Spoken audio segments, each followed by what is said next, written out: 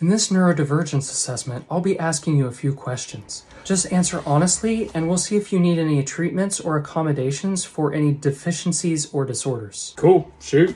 First, I notice you don't seem to be very anxious. Nah, getting flustered's for pansies. Subject seems to lack a healthy amount of fight or flight response in a stressful social setting, indicating a suppressed sense of understanding of potential dangers. What are your main interests? Oh, I don't know. I have a few hobbies, I guess. Mostly just hang out with the boys, play poker, watch sports, drink. Patient exhibits a generalized hypofixation, displaying a lack of passion and proper levels of focused interest. Also seems to be displaying psychological rigidity in terms of gender.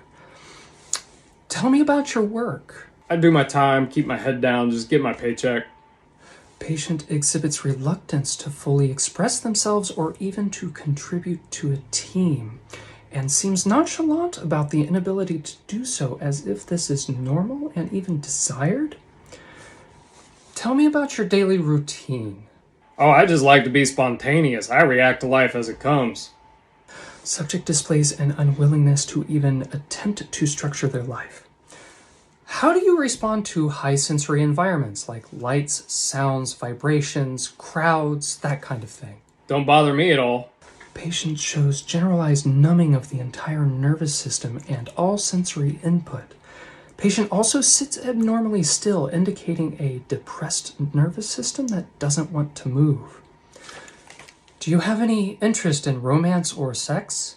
Oh, totally. Me and the boys go out every weekend and pick up chicks. I've honed several stories that get girls to open up. Subject displays ease at being pathologically insincere, and I'm noticing a pattern of indirect communication marked by layers of hidden subtext.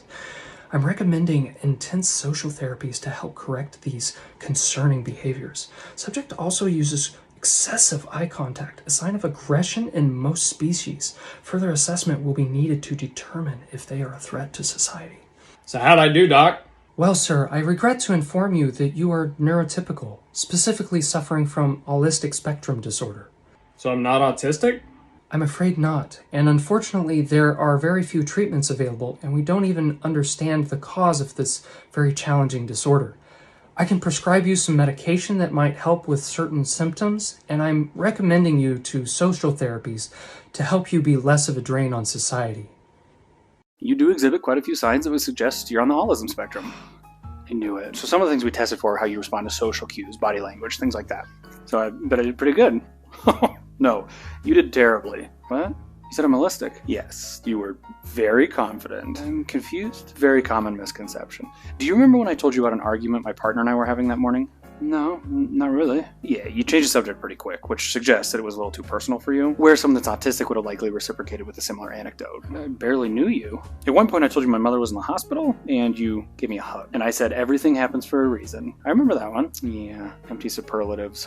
What? An autistic person would have likely responded with a similar anecdote about grief, and almost certainly would not have initiated physical contact without asking. But you needed a hug. No, not for me, but don't feel bad about it. It's common for holistics to struggle with emotional support. You give hugs to people that are sad. This, though, you actually did initiate a number of conversations on your own. Yeah? Somehow pulling subjects out of thin air. You actually tested in the top 96% of conversation starters for people your age. That's awesome. Not a super useful skill for employment. I'd suggest looking at sales, party planning, maybe those little table topic cards. You're going to need the help of others to keep your attention, otherwise you're going to struggle to stay on task. Okay. As I mentioned, though, very confident with nonverbal cues. That's right. But you only seem to interpret them correctly around 50% of the time. You're quick to brush off moments where it probably would have been more appropriate to ask for clarification. It's so cumbersome. Yeah, holistics are known for preferring smoothness over clarity. But I did want to mention some of the takeaways from the scenarios you and I talked about. Like what? So, holistics have a much higher sensitivity towards authority figures. What does that mean? So when you were asked how much you'd be willing to donate to charity if asked by a cashier, you were significantly more generous than if you received a charity mailer. But they're watching you. Sure, and our autistic participants tend to answer the opposite. Charity mailer would give them time to do research to figure out how well the charity is actually utilizing the funds. Didn't even know you could do that. Don't beat yourself up. There are plenty of people that lead successful lives with holism. Do I need to take medicine, or, what do I do? This is going to be really difficult for your autistic partner, so I've given you a list of online support groups for them to look into. Okay, but what do I do? Sure. We have a number of resources available to your autistic partner to help learn how to handle you. Me? What about me? Another commonalistic trait, being focused on yourself. I was saying you need to be very patient with your autistic partner because it's going to be pretty stressful for them to learn how to handle you.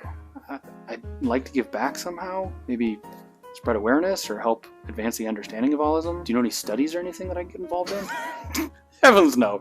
You're in no place to figure out what's going on up there, and we have plenty of autistics looking into autism.